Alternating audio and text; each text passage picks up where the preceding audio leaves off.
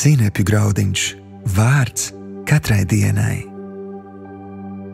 Veiksmīgs pareizā perspektīvā. Šodienas rakstu vieta.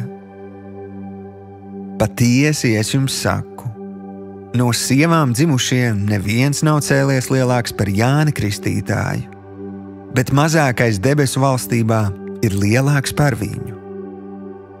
Mateja evaņģēlijs 11. nodaļa, 11. pants. Šodienas pārdomas. Mēs vēlamies būt veiksmīgi, bet kā priekšā un kādā perspektīvā? Un ko nozīmē būt veiksmīgam Dieva acīs? Bībele atklāja, ka Dievam uzticami cilvēki ir bijuši gan bagāti, gan ļoti askētiski. Tā piemēram mūsu ticības tēvs Ābrahāms kļuva ļoti bagāts, bet Jānis Kristītājs, kuru Jēzus cildina kā lielu vīru, pēc mūsdienu standartiem drīzāk atgādina bezpajumtnieku. Jānis mitinājās tuksnesī. Viņa apģērbs un ēdiens bija pat ļoti pieticīgs.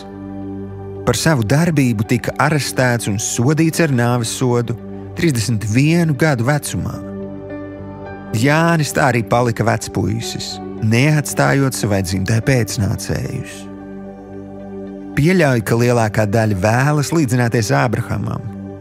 Iespējams, kāda arī Jānim Kristītājam. Lai kā būtu, svarīgi ir apzināties, ka mēs katrs drīkstam līdzināties tikai Dieva plānam mūsu dzīvei. Tā nu sanāk, ka tomēr svarīgākais nav tas, ko par tevi teiks cilvēki, bet ko par tavu dzīvi teiks Dievs. Tāpēc es aicinu tevi apņemties sekot Dievam, lai vienu dienu tu dzirdētu vārdus.